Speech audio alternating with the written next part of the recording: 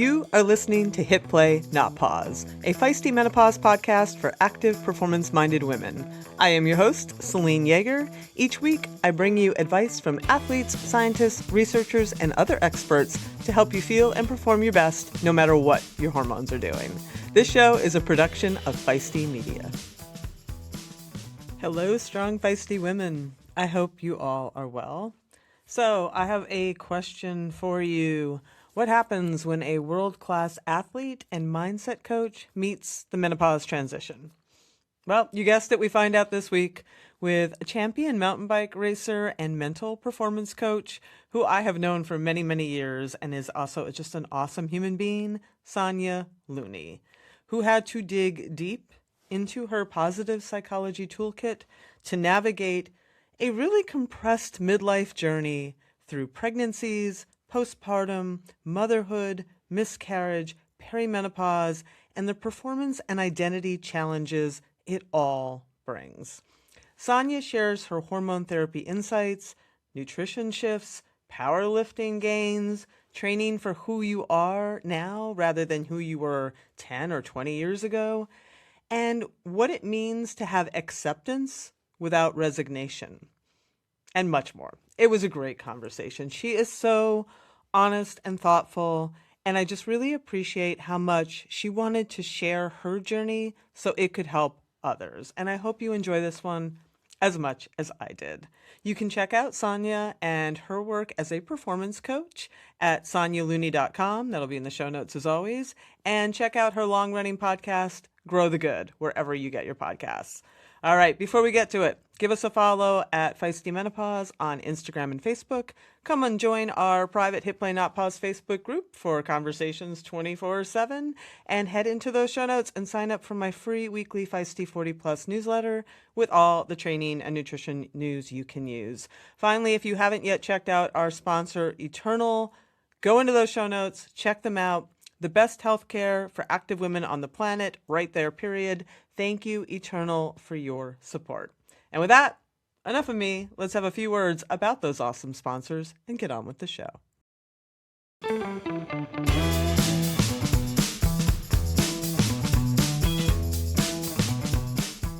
All right, Sonya, it is so great to see you in this context. We've kind of a long history that we have weaved together and intersected here and there, and it's just great to see you on this side of the mic. Thanks for inviting me, and just taking a second to say thank you for all the work you've put in the world through, being a journalist and, writing all these books and this podcast. Like, you personally have helped me so much. So thank you. That means a lot to me. That means a lot to me because I sit in this office alone, Yes. 90% of the time. You know what it's like. And you're just like, you don't know it. And it isn't until I go out into the world and I have people who come up to me and say nice things that I'm like, it does make a difference. And that means a lot because and I'm sure you appreciate this, I torture myself a lot over every word, every thought, like everything that goes out there, and it means a lot to me. So yeah, you care a lot. You put a lot into this, and it means so much to see the evidence of your impact that you're making. Thank you. I appreciate that. And likewise, I really have loved to watch your journey and where you're taking your own. I mean, for people who don't know, and I've talked about this a bit in the intro, like we both were in the mountain bike racing space and stage racing, and just watching you transform yourself through motherhood and how you trained through your motherhood, and watching you pregnant on your mountain bike was really joyful, and your mental health and mental coaching space. And it's cool. It's cool to watch how we've all evolved over time. And I do have to say that I listened to your episode with Jenny Smith, who I also had on the show, and you concluded in your show notes that aging brings experience, wisdom, and perspective, and instead of chasing who you were at 28, we can train for who we are now, and that version of you, she's stronger in different ways. And Sonya, I have to say that I distinctly remember the first time we raced together at Transylvania. I believe you were 28 and I was 41. So hearing that, I was just like, wow, and here we are. Yeah, I mean, it's always such an interesting transition. Like, people grow every single day. And whenever we experience other people's growth and we see the changes in them, it also helps us recognize the change in ourselves. And, I think a lot of people put so much pressure on themselves to meet the expectations that they set in their 20s or in their 30s or however old that they are, without recognizing that we have changed and our inputs have changed. So like a lot of people will say, I need to hit, the same power numbers that I hit or do the same marathon time. And then they get upset that they didn't hit their personal best, but maybe their life looked completely different at that time and they had way less inputs. So being realistic with your expectations and having a lens of acceptance without resignation and with saying, I'm going to make the most of what I have and I'm still going to be able to do super well. That's the way that I view, our process as we grow older. And you live that. You clearly live that. So let's catch up where you are in this place and time.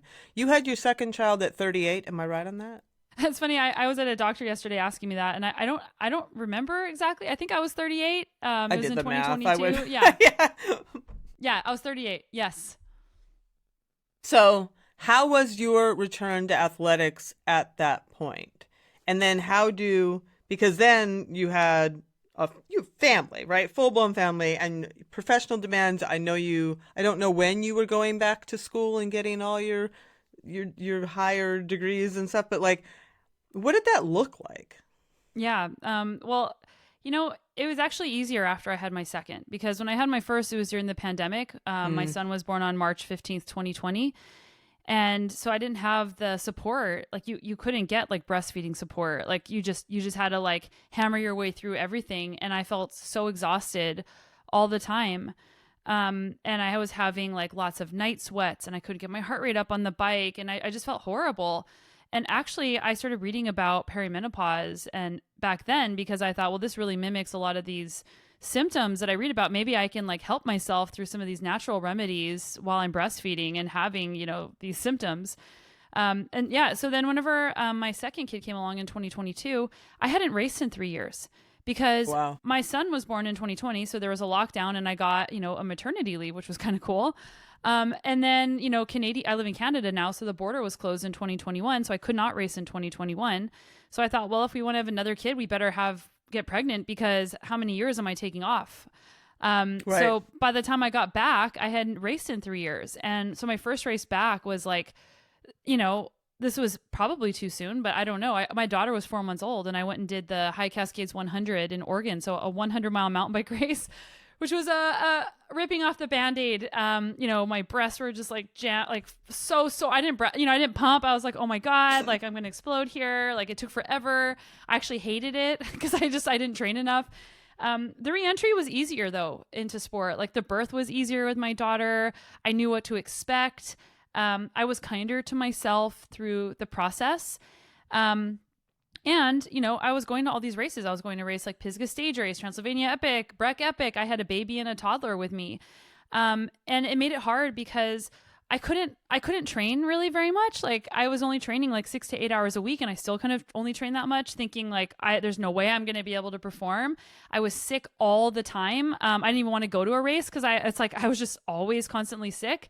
And then when I'd be at the race, my husband was there supporting me, which was fantastic. And kids still want mom. So like the morning of all these stages, it's like you're like trying to get all your stuff together, or you're like trying to recover, and like that none of that happens. And you're like, oh my God, you look at your watch, you're like feeding a baby or something. You're like, I got to get to the start line, and you just bolt to the start line. So it was really chaotic. But you know what? It taught me that things can be chaotic and you can still show up. And I did. And I somehow was able to like win races. And, I've decided that I actually don't enjoy that type of chaos. I want to be there. I want to have fun. I don't want it to be this like insane thing. So I decided last year that I wasn't going to race. I had all these races on my calendar. I was supposed to go to Iceland with Gordon Wadsworth. And I was like, you know what? I think I'm racing because of FOMO. So I don't actually want to do this. I don't want to do the training. So I pulled the plug, and this is actually my first year with no sponsors. I chose that. And I'm going to do some races, but just for fun. It's taken all the pressure off, and it's allowed me space to do other things for my health, like get into powerlifting and like consider other things that maybe I wouldn't have given myself permission to do had I been so focused on needing to be a high performance cyclist. Good for you. Good for you. Like that's so many questions because I know what that looks like. on some level, having gone through journeys, through the same realm. Was that hard from an identity standpoint? Yeah, yes and no. So, a comment people have always had about me is like, oh, you're doing all these different things. You're always stretched so thin. Like, if only you could just focus on being an athlete, like maybe you'd be even better. But for me, that doesn't work. Like, I need to have lots of things. I have lots of energy, lots of diverse interests.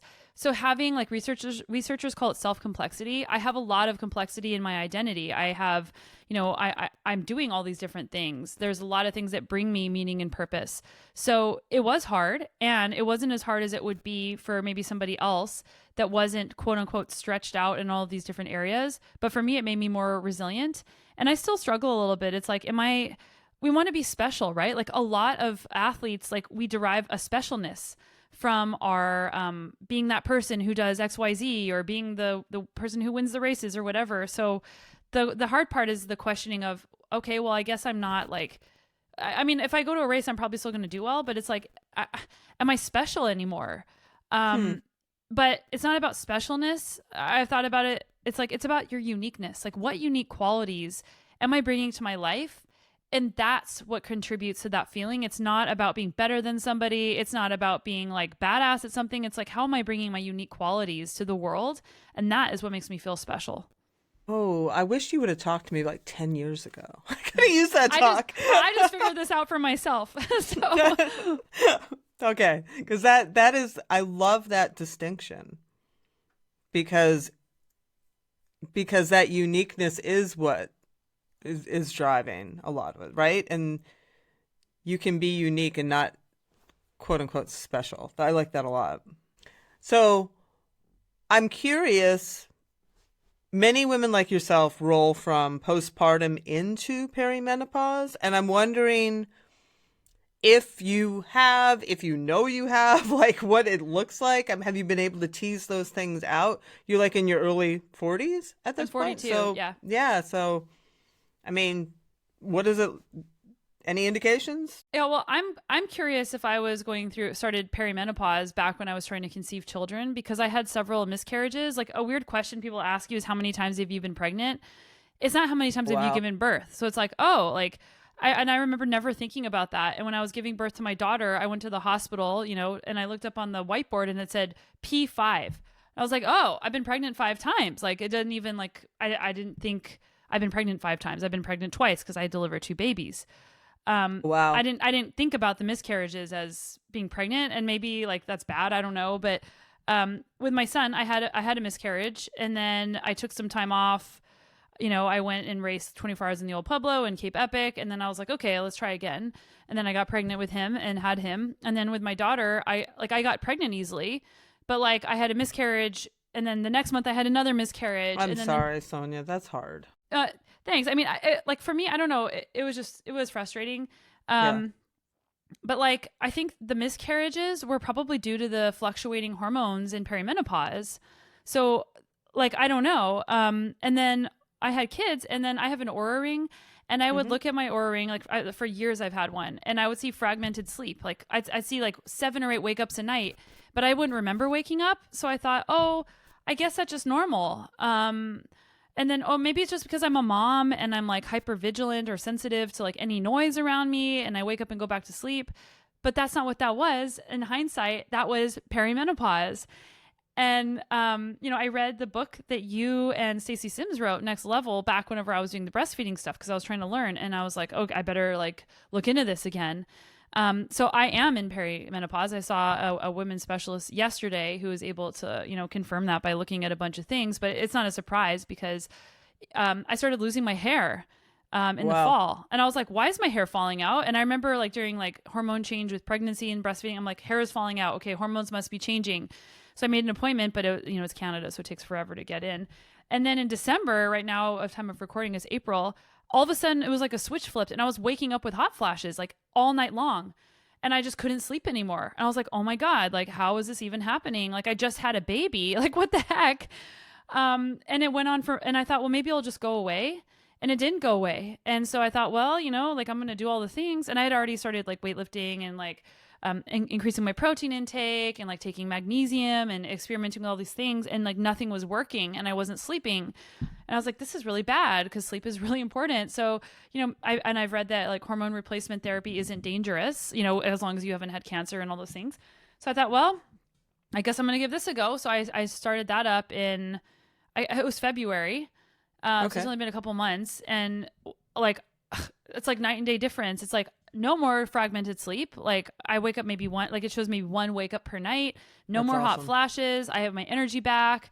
Like at night, the kids go to bed at 7:30 and I would just be completely exhausted. Like I couldn't go do anything after that time. And now I'm energetic after the kids go to bed. So it's like, wow.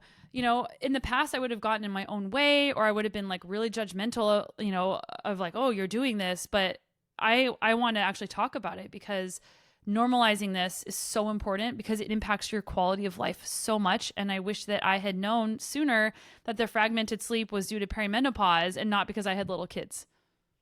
I'm so glad you said all of that because and it's only very recently that people are talking about this in this way. That for so long it was just menopause was this thing in time, and yes, so people talked about perimenopause, but they didn't talk about all of the early stages of it, or the things that show up like you're talking about, like the fragmented sleep.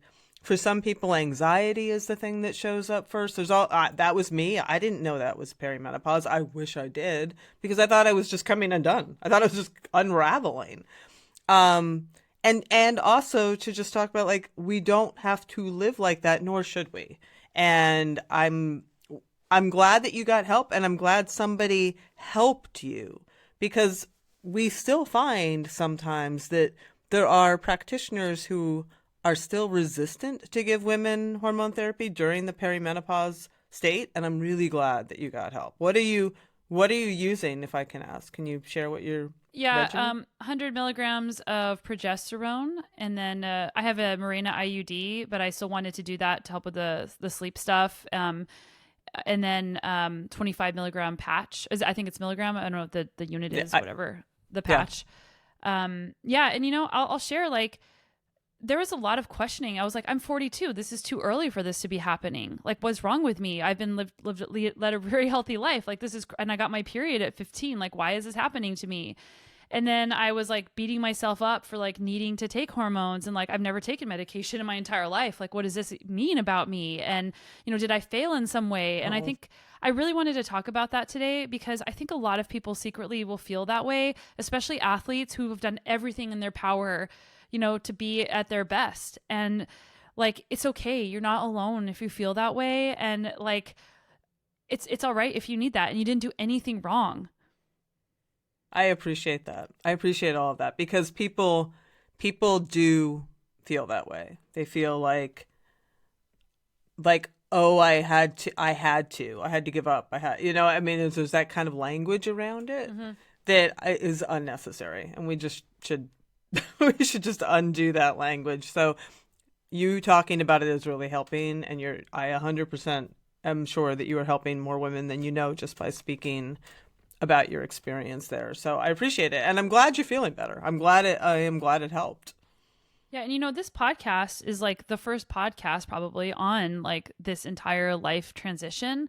You've been doing that. How long have you been doing this podcast? I started it it's funny when you say that, because I started in 2020, and there were no other, I might still be the only one for athletic women, like a designated podcast for our audience. There are many, many, many more menopause podcasts now. But when I started, not many people were talking about it, to the point where like everybody was calling me up. Oprah Daily called me up to do a piece for them. Good Housekeeping. There weren't just that many people opening their mouths about it. And I got all of these giant women, who have millions of followers now, were on the show. Back in the day, I looked through my list, and sometimes I just think, wow. I knew I was plugging into something. I could see that on the horizon. I would be lying if I told you I knew how big that it would become, because it's obviously become a very big topic. Yeah. Like you're somebody that's really helped me. Like, I've referenced so many of your podcasts, because I will say I'm still not 100% sure how to train, because a lot of the advice out there is not for like ultra like endurance to ultra endurance athletes, and it's like, well, don't do too much, zone 2 stuff, because you're going to spike your cortisol, and do, your high intensity training and your weightlifting. So it's like, well, how much can I do without like wrecking myself? It all comes down to recovery. I think that gets lost. That it's not as much of the cortisol does become harder to manage. That is true. Hormone support helps that. It just becomes a harder, just like cortisol does, inflammation does, a lot of this stuff becomes harder to manage. But it just makes the recovery piece that much more important, right? I think that I try to put people's emphasis more on that piece of it than like, don't do this. Just try to make sure that you are taking care of all those recovery aspects. Oh, thanks. I was actually a question that I had for you, because I was looking everywhere trying to figure out, how am I, like, because I still want to do, like, I'm training some ultra running races and some bike races just, for fun, because I love it. And it's like, yeah, me too. Like, how am I supposed to do this? Yeah, I still do all of that. Yeah. Having like I haven't seen anything online specifically on how to do that.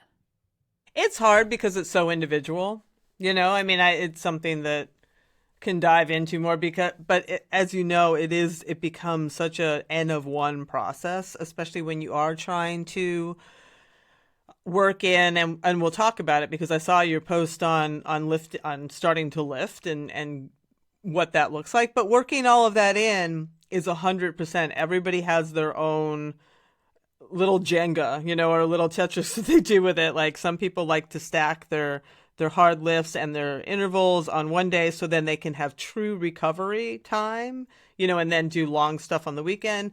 It's taken me a little bit of playing around with it, but I think once you find your own sweet spot, you feel really good in it. I love that you talked about N of one, because with any intervention, it's usually one size fits none. Like whenever you start giving an intervention for something, it gives you a framework to go off of, and then you have to tweak it for yourself. Yeah. So talk to me a bit about your foray into resistance training here. You called it the second biggest lifestyle change you've made apart from going plant-based in 2013, which is a big statement. And I have to say, I am on the mountain talking about it all the time too, because I felt such a huge difference when I learned to lift a barbell and learned to lift heavy, which I never did as an endurance athlete. Never did. And I was just like, whoa, it was really transformational. So I'm curious what your experience has been. Yeah, so I wish I had started powerlifting sooner, because it taught me to brace my core properly, and I'd never realized that I wasn't doing that. It was like my upper body and my lower body weren't talking to each other. And whenever I ride my bike, I can talk more about bracing in a second, which I'm still working on. When I ride my bike, whenever you go to ride a steep section of a trail, or when you're running downhill, like what partially inspired this was my downhill running. I'm not horrible, but like I just feel disconnected. I don't feel like strong downhill. And it's because I finally figured out it's because I'm not using my core properly. I'm using accessory muscles. So now I can feel that I am using my body properly when I wasn't for 20 years. So like what would have happened if I had, I've done well as a cyclist, whatever, but like I probably would have been a better athlete had I had the courage to try to make that change. Do you want me to stop, or just I can talk forever? Or no, I am really curious about like what you're doing and what benefits you've noticed. Yes, so weightlifting's always been this thing. It's like I should weightlift. I know I should be doing this, but I don't really want to. I don't really like this. I don't like being inside. Same. Because of Next Level, your book that you wrote with Stacey Sims, and, a bunch of the stuff I was reading, it's like, okay, if I really am in this phase of my life, this has to be like the number one priority with my fitness, because I'm already doing, I have a lifetime of endurance training.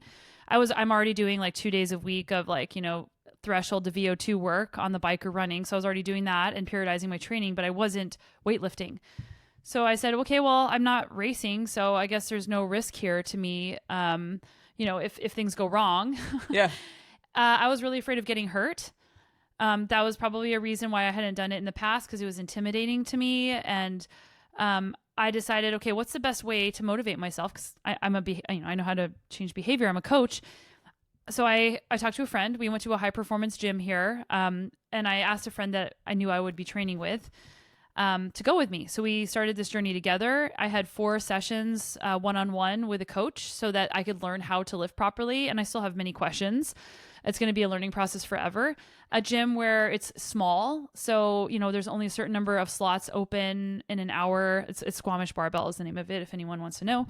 The programming is written by a coach. So you go in there, I don't have to wonder what should I be doing. And I get, like, if the coach sees me lifting improperly, today he came over and he was like, hey, you should do this. Like, you're not going down far enough, or you're like, so having somebody's eye on me was also helpful. It was really fun to be a beginner. I had no freaking clue what I was doing. And all these people in there are like very well seasoned, like I didn't even know what I just learned recently. It's called like the J cup, like the thing that the barbell sits on. And it's like, I like put the squat bar on the rack, and like the J cup is facing the wrong direction. They're like, oh, like this is or like, how much does this bar weigh? And like complete beginner. And it was really fun because there's like no expectations of me, and like it didn't matter. And you see improvement really quickly, and there's novelty is like a really rewarding experience. So I was going, unfortunately my friend and I don't go, she changed her program. So I'm not going with her.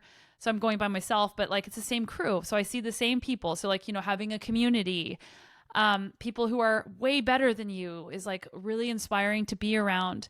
And I haven't seen like massive improvements in the gym. I'll be honest with my lifting, but I've seen the functional improvements in my life. So I know that it's working, and I know that I'm doing the right thing for my body. And like, for me, one of my values is like health and vitality. So like, I feel aligned when I wake up in the morning because I know I'm doing the best possible things for my health and vitality. And at the same time, I would rather not be in there. Like, I'll be honest, I don't love it. I get it. It's like 100%. I'm doing it. I'm taking my medicine. I don't dislike it. Like, if I don't lift, I actually miss it. Yep. But it's not like, and I don't get the same like rush after like a bike ride or a run. But it's like, I know that I need to do this. So I'm going to do it. So that's why I say it's a lifestyle change, because I've committed to this for the rest of my life. It's not like a thing I'm going to do in the off season. It's like every single week I'm going a minimum of 2 times per week. And in the rainier season, I'm going 3 times a week, and I'm just doing it. And there's no more decisions to be made. I'm just doing it. Yeah, no, very similar journey. I will tell you, I did personally, because what motivated me to go in was the noticeable drop in power that felt pretty sudden. I remember it very clearly because I was always very good at sort of punching over hills and punching, it's very technical. We ride in technical places. Yes. Going over obstacles and stuff. And I was like, what is happening? And it did feel very quick. And I've since learned that power and contractile ability and strength and all that gets affected when our hormones change in menopause. And I was just like, okay. So I went in, similar thing. I went to a small gym, learned how to lift the barbell, did all that stuff. And I did feel it on my bike quite quickly. I felt that benefit. And that was enough to make me go, okay, I got a reward there. That was worth it. And there's something, it's funny you say that you don't get the same rush, because I 100% felt the same way. But I do get some sort of glow up from it that I can't quite put my finger on where it's coming from. It's not the same endorphin high, but there's a little bit of a buzz that I get from, a nice deadlifting session, especially, or something like that. I think that it might calm the nervous system a little bit because like, some of the things they say, the somatic experiencing, like push on a wall, for example. Right. So like, I think that might be happening. One thing I do want to share is that I did get worse initially. Like I you're starting a new sport. Powerlifting is like very stressful on your nervous system at first, because you're like learning how to like breathe and brace and move. And so like I felt horrible on my bike for a while. And my husband started powerlifting as well. Same for him. But I committed to it, and I said to myself, I'm just going to keep going. I'm going to recover more if I need to do a little bit less aerobic exercise until I adapt. And now I'm adapted. And because I'm lifting 2 days a week, those are 2 days that I'm not riding my bike. Or sometimes if I do, I might do something really easy. But like, I have 2 little kids. I don't have a lot of time to train. So I had to be mentally flexible, psychologically flexible to let go of those 2 days a week I was riding my bike or running. And that was probably the hardest piece for my identity, not necessarily like racing and being sponsored, but like, oh, like I'm not really this endurance athlete in the same way because I'm not doing it every single day anymore. So that's still something I kind of wrestle with a little bit, is like, oh, like this is just weird because I rode my bike 6 days a week for 20 years and now I don't. So yeah. Are you feeling better now on your bike and running? Yeah. Oh yeah. It took a couple of months and now I feel great. Like I can lift and then I can go for, like, if I have time, I can go for a bike ride afterwards. I can do intervals the next day. Like I'm not getting crazy sore from lifting. Yeah. It was just an initial like nervous system feeling. Right. Yeah, that makes sense. Have you noticed, speaking of sort of recovery and those elements, has any of that shifted for you as you've sort of entered through these phases? You know, it's hard to say because I train less because I have kids. Oh, Right, I don't want to fair. say because I have kids, but because I have less. I choose not to because I want to spend time with my kids. Right. So like I don't train 10 to 15 hours a week on my bike anymore. I train 6 to 8 hours a week. So it's like, well, my training volume's cut in half. So I don't know. I know that I'm more gentle on myself. Like if I need to take a rest day, it used to be like, I'm pushing through no matter what and not listen to my body. I don't know if it's like the wisdom of being older, or not having such like a performance-based identity, but it's like, if I need a rest day, I'll just not do it. And I don't feel bad about myself. I'm like, that's fine. Yeah. Have you evolved your nutrition at all? I mean, I know that's a huge part of your identity, speaking of identity, but also your process is how you fuel yourself. Yeah, I've added in a little bit more protein. Like I was already trying to eat like 100 grams of protein a day in the 1.6 to 2.2 grams per kilogram range, but I wasn't quite getting like the 30 grams with each meal that you're supposed to strive for. So, you know, Stacey Sims talks about Momentous being a good brand. So I just took her word for it. And so I've added in a plant-based protein mix. I've always hated protein drinks. Like I hate the texture. I hate the taste. Like Tailwind was like the first recovery drink I could ever drink, their plant-based one. And then when I bought Momentous, I was like terrified. I promise guys, I'm not sponsored. This is not a paid ad. But I was like, oh my God, like what if I hate this? I spent all this money and like I order it in the US. So I like buy a bunch of it and bring it back with me. I'm like, what if I hate it? And I don't hate it. So I'm able to drink it. So I drink a protein drink every day as like a top up. And then I'm just even more aware. I'm also trying to just experiment with, like in the morning, I would always eat steel cut oats. Mm-hmm. And I'm trying to, it's hard to change your habits, but I'm trying to eat like a tofu scramble in the morning. And because I would get hungry and I would be grumpy. And today I had like a tofu scramble burrito and I feel like I didn't get all crazy and hungry. So I'm trying to switch more protein in the morning, and then try to reduce carbohydrate intake a little bit and make it more around my workouts. But like I have little kids, so it's like we have like, you know, I don't eat a lot of refined foods, but like I eat like, you know, a whole grain pasta or something like that, and we'll have that in the fridge, and that's what we're eating for dinner. And I'm not going to make a second dinner, so I'm trying to be flexible with all those things, but just being more intentional with those choices. Whereas in the past, I wasn't as intentional about that. Yeah, no, that makes a lot of sense. So you are a mental performance and mindset coach, as we've mentioned, with a master's in applied positive psychology. And I'd love you to explain what that means to people, because I'm curious how you're using those special skills going through perimenopause into this phase of life. I'm so glad you asked, because I thought about putting something together specifically on that topic. So yeah, I got my master's in applied positive psychology from the University of Pennsylvania. I graduated in 2024. The field of positive psychology is the scientific field of well-being. So not only how do we get ourselves from like, you know, mental illness to zero, how do we eliminate mental illness? It's how do we get from zero to thriving, which is a really big difference, because you could just be languishing and not be experiencing well-being. So it's a scientific field of that, and it involves many different things. A lot of times people think positive psychology is just like positive emotions, like good vibes, but it's like, it's about resilience. It's about agency. It's about meaning and purpose. It's about striving well. It's about struggling well. It's about flow and engagement. And so there's many different elements of this. So I went into it because so many of us are striving for our goals. And whenever we get there, wherever there may be, it just is such a letdown. So I wanted to explore, like, how can we use positive psychology so that the accomplishments and achievements in our lives create more meaning instead of detract from it, because sometimes it can make you wondering, what's this all for? So like that's why I went into the field. As a mental performance coach, like I did a coaching certification in 2020 at Vanderbilt as a national board certified health and wellness coach. So you learn about all of the different ways of coaching, and you can apply that anywhere. So like something called motivational interviewing, which is about like, how do you help people evoke change through powerful questions and reflections. And I think I recorded a solo podcast on that. I did. Yeah. If people want to like learn more about that, how do you ask questions of people? And a lot of times people think coaching is telling people what to do and teaching them things, but it's actually not.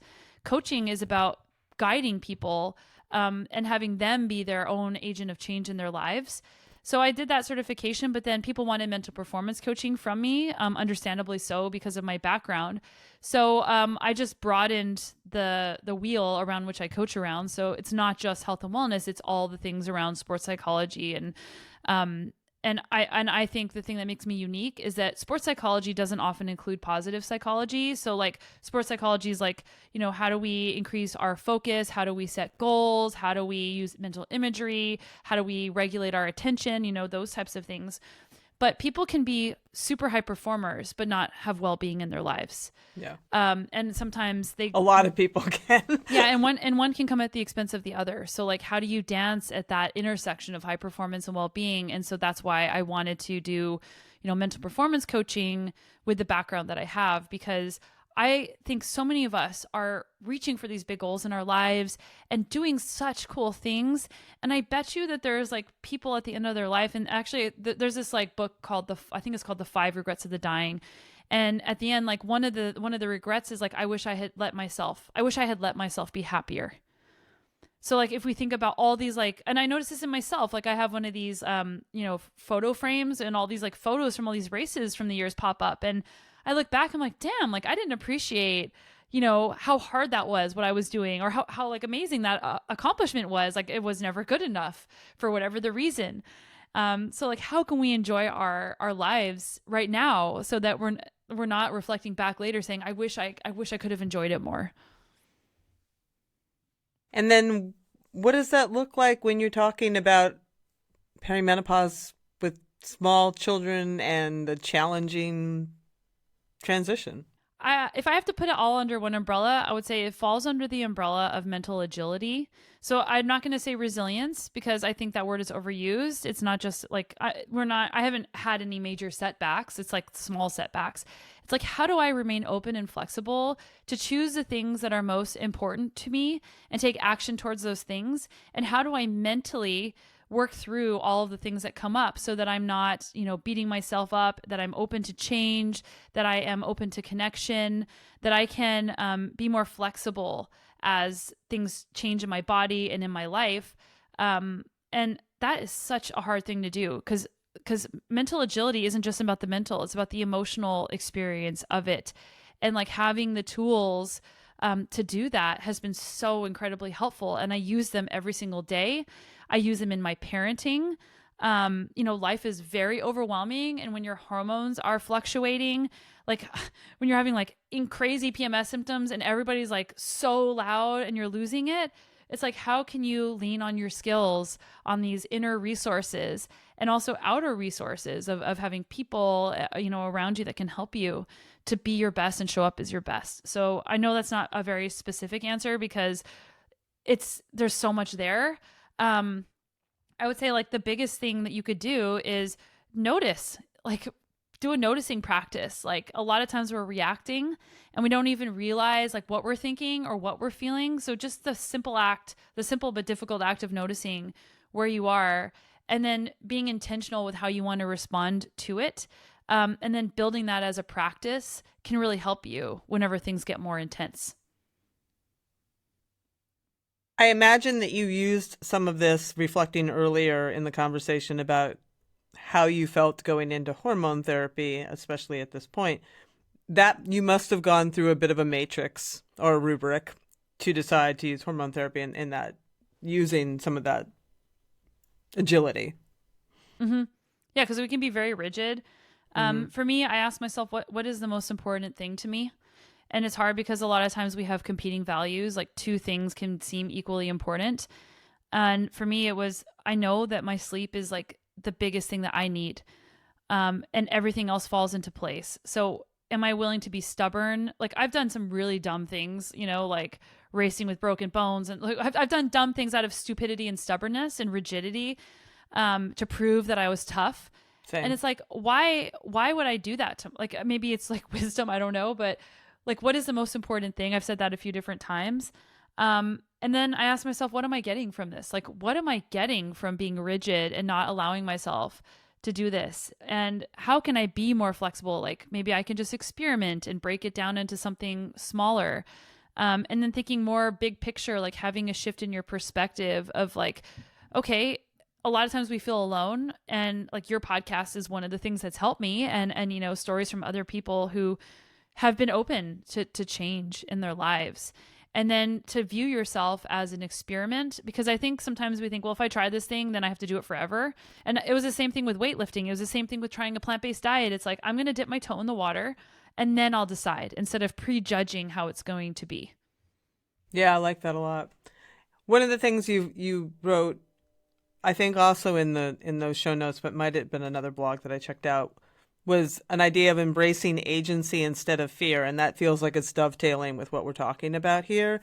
And if I'm completely honest, something that I need to lean harder into myself often, because I am a catastrophic thinker, catastrophic thinker. So it's hard for me to do that. Like I find myself spiraling into worst case scenarios and being afraid instead of, because I have a track record that I can lean on of being able to deal with stuff. So It's just like trying to do that. Can you speak a little bit about what you mean by embracing agency instead of fear? Yeah, actually, I'm trying to bring something up. Sure. Yeah. I like made this, and I can use it as a reference and I can share it. I made this thing about thinking traps. So thinking traps are like mental patterns that we get into that lead to... I've got many, I think. Yes. And catastrophic thinking is one of the thinking traps. I am a catastrophic thinker as well. Like if my husband has a headache, I think he might have a brain tumor. No, totally. I understand this. So, like we can have so many different ones. I don't know if you want me to go into other ones. Yeah, go it's ahead. It's like mind reading is a common thinking trap. We think we know what other people are thinking. We think everything is our fault, or we think everything is somebody else's fault. There's so many different things. Like, so the things that you can do to get yourself out of them is, number one, notice them. So label it like, okay, I'll give you an example. You take progesterone, you get bloated, right? And I look in the mirror, I'm like, oh my God, like this is the weight gain thing that everybody is talking about. Like, I guess I'm going to be like, much bigger. And like, I just start going down the rabbit hole of like, all these bad things that are going to happen. And like, this is going to be the worst thing ever. Menopause. I'm so afraid. I was so afraid of perimenopause and menopause. And I'm still a bit afraid, if I'm being honest. But how am I able to not just look down a narrowing field of vision? Is I need to open up my perspective. So whenever you're stuck in some sort of thinking trap, it's because your perspective has gotten so narrow that you cannot see the full picture. So there's a couple of different things that you can do to shift your mindset. Number one, like the tried and true standard from cognitive behavioral therapy is to just change your thoughts, which doesn't work for everybody, but like it's a very, robust, research field. This is like one of the best gold standards of changing. So what you do is like, you notice, okay, what am I thinking here? You dispute the thing that so you have a belief like, okay, I'm gaining weight. And then as a consequence of that, what is happening? If I'm saying to myself, I'm gaining all this weight, I might like start restricting my calories, or I might start like beating myself up. And it's like, well, maybe that's not the best thing for me to be doing. And we know, especially in perimenopause, like fueling, of course you want to be like eating crap food, but fueling well is so important. You don't want to restrict your calories. But it's like, if I get down that rabbit hole and I get stuck in there, there's real consequences to that belief. So then I need to go back to that belief. And sometimes you need help from another person to generate perspective. I need to question, is this really true here? What else might be true here? And so what else might be true? Well, I read that taking progesterone can make you bloated, and, let me look at my diet. Like, am I actually like, and so it was in my head. It's not actually true. But the way that I was thinking about it made me believe it was true. So being able to go back and question the belief that you're having and ask what else might be true here, that's a way to generate broader perspective. Another thing that you can do, and you can do this in sports as well, and I would do this in my races, like everything's going so poorly, and you like it becomes like this huge self-focused pity party of like I'm so embarrassed, but what are people going to think about me? I would zoom out. I would imagine myself as like a dot on the earth, like, all those amazing Artemis 2 pictures coming out of like the earth. I would imagine myself as like an insignificant dot. And that would make me get out of this like super like self-focused, self-conscious thing. So you can do that to zoom way out, to not to just generate more perspective so you don't feel so locked in. You can use self-talk.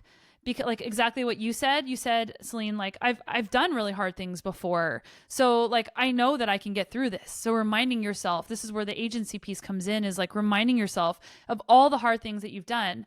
Or like, if you're going through a hard transition, whether it's like becoming a mom or like, this like perimenopause, menopause, transition, it's like remembering all the hard things that you've done and what you did to get through those things. And it's not necessarily about feeling good all the time. Like, positive psychology is not about feeling good all the time. It's how do you manage whenever things get hard? What are you going to be able to do with that? And I'll give one more thing is, a lot of times we will get so fused with the thing that we're saying. So instead of saying like this and this and this is happening, you can say, I'm having the thought that this and this is happening. And it helps you like pull the fusion of the self to the thing out of it so that you can get a little bit unstuck from that area. Yeah. Well, thank you for that session, Sonya. I appreciate Those are some it. quick tips. No, I definitely got some gems out of there that I will incorporate into my practice when I am spiraling. Finally, I wanted to talk about Grow the Good. At some point, you switched over from the Sonya Looney show to Grow the Good. I don't know exactly when that happened. What was that about? Yeah, it was actually after I had finished my master's. And so I've been doing my podcast. It'll be 9 years in May, which is really, I'm like, why? Like, this is way too long. You were ahead of the curve. But, initially I didn't want to call it the Sonya Looney show. I wanted to have the word mastery in the show. But like at that time, like, well, who's going to listen to this? Like, if people that know who I am, the few people that know who I am, but whatever, like those are the people who are going to find the show and listen to it. They're not going to look up this word and find it. So that's why I had my name in it. Gotcha. But I always felt really uncomfortable calling it the Sonya Looney show. And so I asked myself, like, well, what is this show really about? And like, positive psychology is about not only how do we fix the bad, but how do we grow the good? And that's also like this William James thing called meliorism.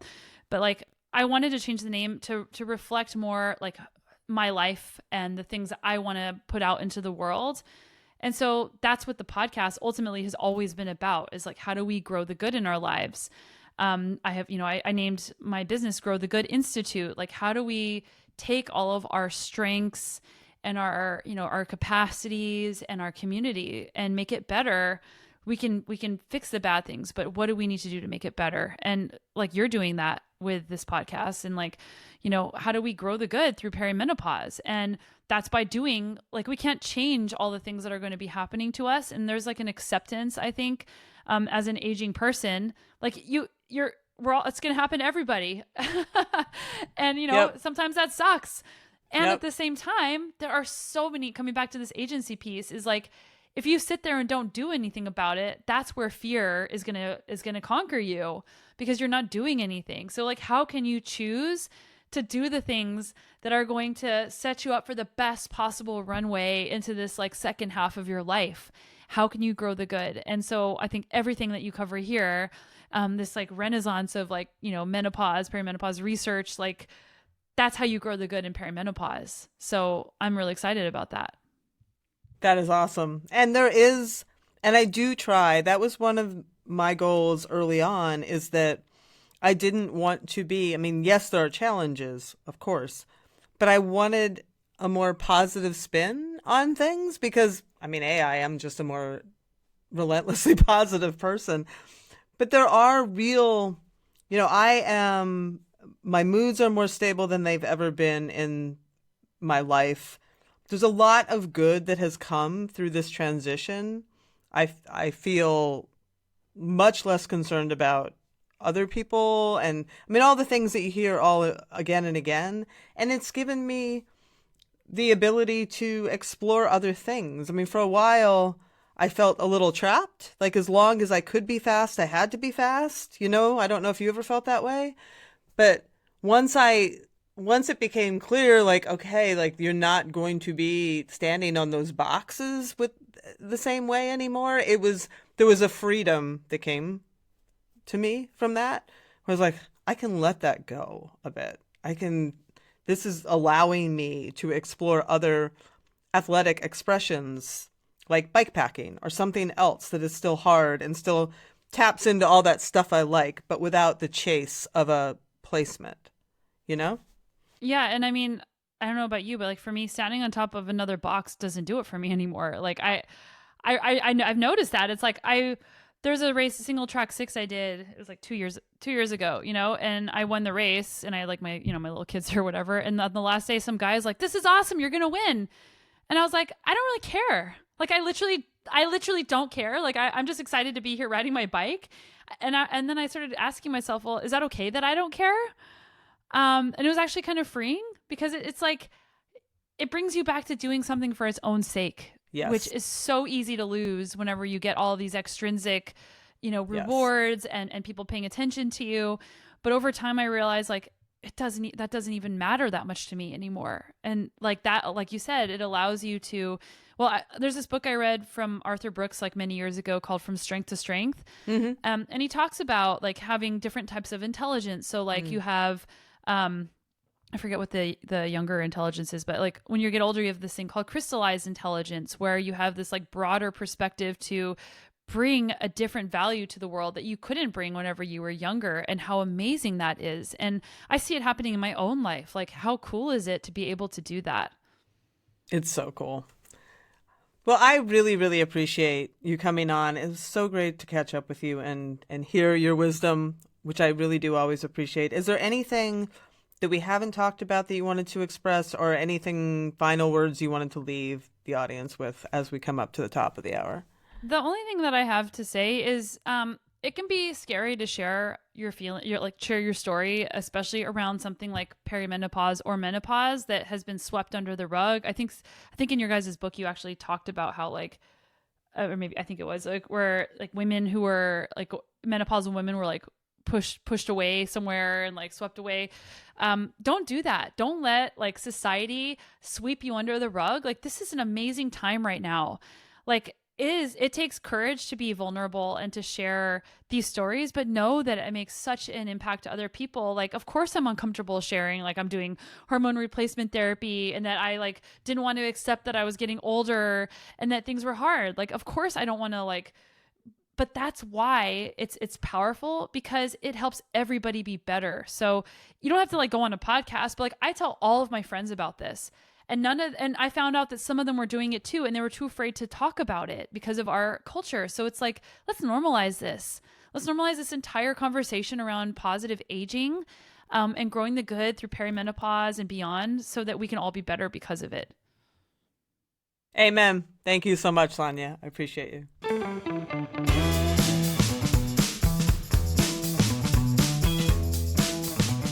Well, that's our show. Come on back next week when I sit down with menopause coach Sarah Larson to talk all about menopause and outdoor adventure and what it means in the way we feel about our bodies and in our bodies. Great conversation. So come on back for that one. And until then, as always, stay feisty. You have been listening to Hit Play Not Pause, a feisty menopause podcast for active performance-minded women. I'm your host, Celine Yeager. The show is edited and produced by the most amazing Carrie Barrett and the other talented, strong women at Feisty Media. Follow us on social media at Feisty Menopause, and please help us spread the word. Screenshot and share this episode on your social media channels with the tag @FeistyMenopause. And please subscribe, like, review, and rate this show wherever you get your podcasts. Word of mouth and good reviews make it easier for other listeners to find. Thanks for listening, and as always, stay feisty.